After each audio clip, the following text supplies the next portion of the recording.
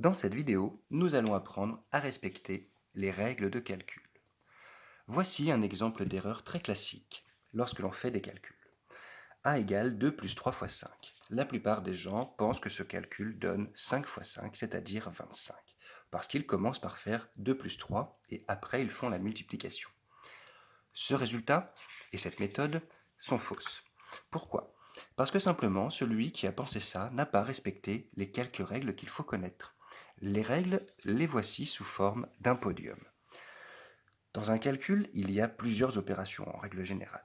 On peut donc considérer que ces calculs font une course les uns contre les autres. Et à cette course, systématiquement, ce sont les parenthèses qui arrivent en premier. En second arrivent toujours les multipliés et les divisés, et en troisième arrivent toujours les plus et les moins. Si plusieurs calculs arrivent sur la même marge du podium, s'il y a par exemple plusieurs plus ou plusieurs moins, ou bien un fois et un divisé, eh bien c'est ce qui est indiqué ici, il y a toujours un gagnant, il faut les départager. Si plusieurs opérations sont sur la même marge du podium, on les effectue de la gauche vers la droite. Alors commençons par corriger la première erreur que nous avons vue à gauche. Voici le calcul initial. A égale 2 plus 3 fois 5. Dans ce calcul, il y a un plus et un fois. Et si on regarde sur notre podium, le plus arrive troisième, le fois arrive second. C'est donc le fois qui gagne la course. Il faut donc commencer par ce calcul. Ce qui donne alors 2 plus et le 3 fois 5 se change en 15. Il ne reste plus que le plus. 2 plus 15 égale 17. Il ne reste alors plus qu'à encadrer notre réponse. On voit bien que le calcul ne donnait pas 25 comme tout à l'heure, mais 17. Regardons sur un exemple un peu plus compliqué. B égale 10 moins 3 fois, entre parenthèses, 7 moins 5 plus 1, fermez la parenthèse, plus 4. Dans ce calcul, il y a un moins, un fois, des parenthèses, un moins, un plus et un plus. Il faut donc aller voir qui gagne la course parmi tout cela. Et évidemment, ce sont les parenthèses. On va donc pouvoir commencer par ce qu'il y a ici.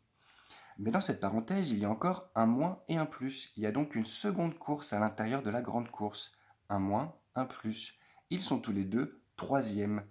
Et on a vu tout à l'heure que quand il y avait plusieurs personnes de la même marche, il fallait commencer par le plus à gauche et finir par le plus à droite. Le plus à gauche, c'est ici le moins. On va donc pouvoir recopier l'intégralité du calcul, sauf ce que l'on a choisi grâce à notre podium. Ici, 7 moins 5. On le transforme évidemment en 2.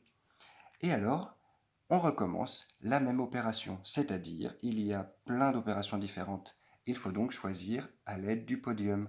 Et encore une fois, dans cette succession de calculs, c'est les parenthèses qui gagnent. On va donc recopier à nouveau toute la ligne en intégralité, sauf le 2 plus 1 que l'on va changer en 3. Les parenthèses ne servant plus à rien, elles disparaissent. Et nous recommençons à nouveau, 1 moins, 1 fois, 1 plus. Qui gagne dans le podium ici? C'est le fois, puisque le moins et le plus sont en troisième position et que le fois est deuxième. On va donc effectuer le 3 fois 3 qui est ici.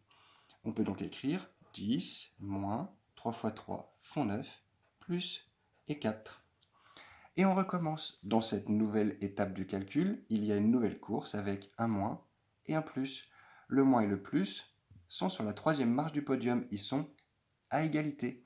Et donc, si plusieurs opérations sont sur la même marche du podium, on les effectue de la gauche vers la droite. Autrement dit, ici, le plus à gauche, c'est le moins.